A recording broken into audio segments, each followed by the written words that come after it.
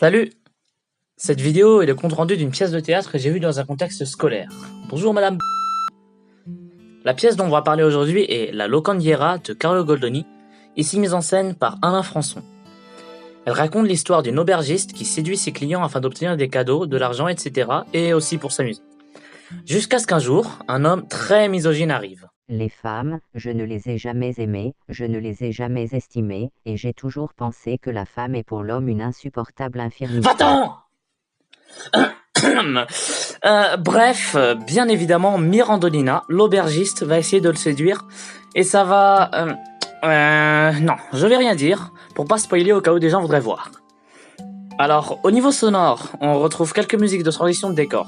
Elles ont un style, comment dire, original.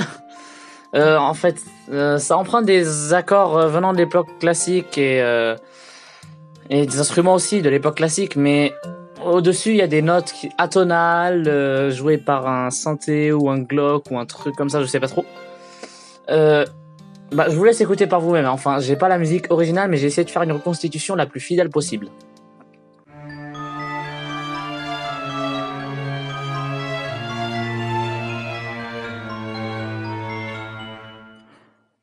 Bon, perso, je suis pas fan, je vais l'avouer, mais pourquoi pas, après, pourquoi pas.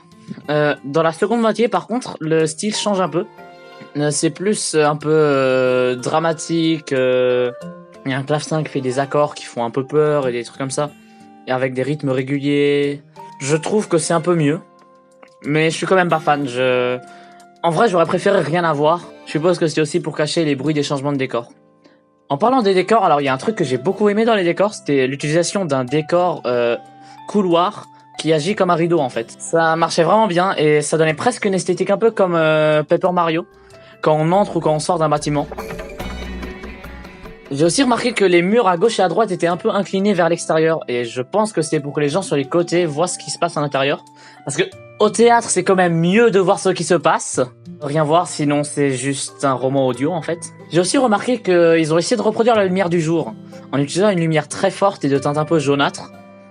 Ça imite un peu une journée ensoleillée en été, à midi ou un truc comme ça. Et à la fin, le changement d'intensité et de couleur vers une teinte plus orangée pour symboliser le soir, le crépuscule, était vraiment pas mal.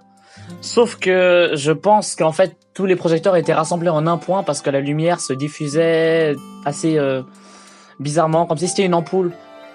Sinon, j'ai beaucoup aimé l'utilisation de l'espace, comment tout le monde bougeait, les déplacements étaient vraiment bien, je trouve. Ça donnait vraiment un aspect plus dynamique à la pièce et c'était vraiment cool. Pour les acteurs, alors, c'est vrai que j'ai aimé certaines performances mieux que d'autres. Par exemple, le chevalier, je trouve que il colle vraiment bien à son personnage. Par là, je veux dire un connard. Ouais, vous savez, c'est le type de personne qu'on adore voir dans une fiction, mais que dans la vraie vie, on détesterait absolument, on les jetterait des cailloux et des trucs comme ça. C'est pas du tout ce que je viens de faire il y a quelques minutes. Mais à l'opposé, il y a un certain personnage comme Fabrice que j'ai moins aimé. J'ai trouvé que il était plat, ses réactions étaient un peu bof, enfin. C'était moins convaincant, disons. Sinon, il y a le marquis. J'ai beaucoup aimé comment Michel Vuillermoz, désolé si j'ai écorché votre nom, a joué le marquis. Parce que vraiment, quand il disait « je suis qui je suis » et tout ça, ça montrait vraiment le ridicule du personnage et c'était très bien fait. Quelque chose que j'ai trouvé dommage, c'était qu'ils ont gardé une prononciation classique. Enfin, en gardant toutes les syllabes comme...